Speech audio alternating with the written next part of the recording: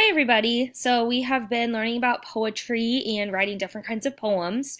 Now we're going to practice writing our own poetry, but we are going to put it in a book through a website called StoryBird. So I'm going to show you how to create a login and create the pages because in a couple days we will put all of our own poetry into the StoryBird pages, and I want your books to be ready to go, so all you have to do is enter the information.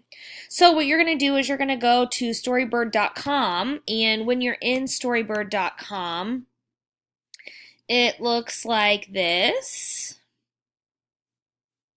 And you can kind of scroll down and read if you like when you get here, but it just gives kind of an about what it's like. We're going to click the blue box that says sign up for free. When we're here, we want to make sure that we select student. If you click educator or teacher, your view is going to be very different and you're not going to be able to be in our classroom and see what your peers create in StoryBird, so it's really important that you click student. Once you're here, we don't need to create a username and password because it allows us to link our Google account, which is really great because then we already have a username and password already set up for us, and it also sends you emails in regards to your account. So we're going to click sign in, and you're going to make sure to click your one that is the @USD368 email. Okay, and I'm here in my home page. So mine tells me that I have a draft because I have already created a draft, but you probably will not have, you should not have one if you're making a new account. So what we're going to do is we're going to go to the top bar where it says create. And it gives you a ton of different artwork to choose from.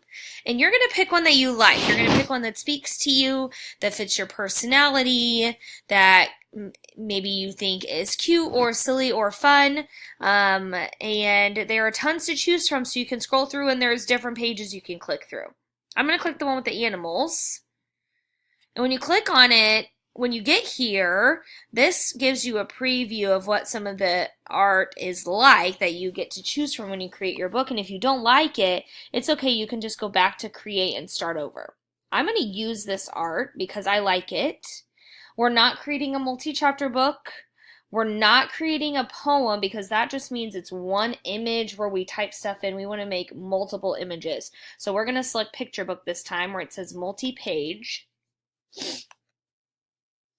Okay, so when we're here, it's going to give us kind of a little tutorial if you want, but you're going to write in the white part and you're going to choose an image for the other half of it. Before we get into what it's like to put the images in, I'm going to talk to you about the cover. So I want you in the bottom gray bar to click on where it says cover.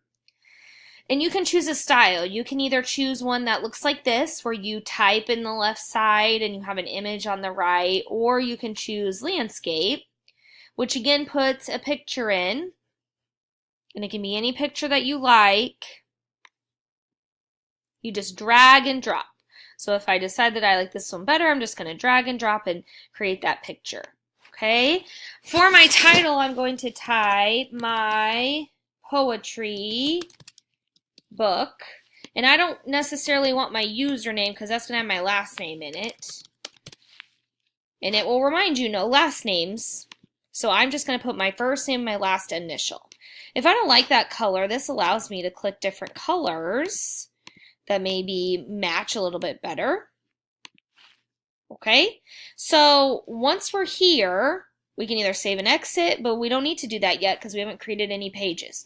So on the right side, I'm going to have you click the white squares with the arrow in it, and that will bring you back to your home page.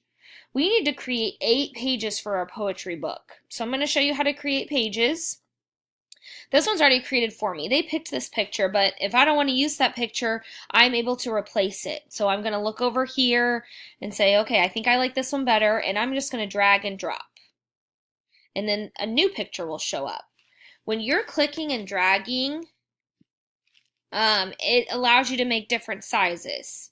So this one I'm going to keep like this. In the right hand corner, if you click the plus button, it creates the new page. So now I have page 1 and page 2. This one is blank, so it's a little bit different than the first page when it started my book, but I'm going to have to insert the art into it. So when I go to drag and drop, I can either put the picture on the left or on the right. I want my picture on the right. And I can have my picture take up half the page or a fourth of the page.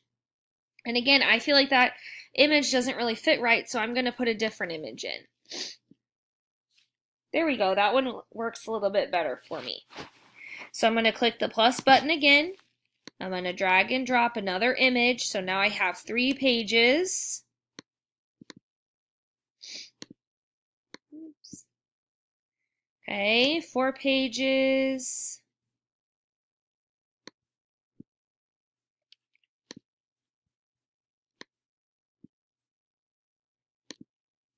Seven and 8.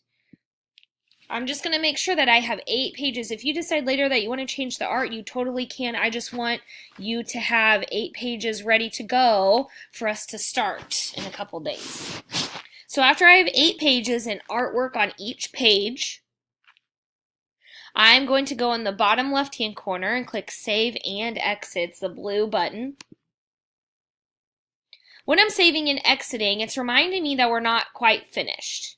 I can either publish it, whether I'm finished or not, or I can select my story isn't finished yet, which that is true.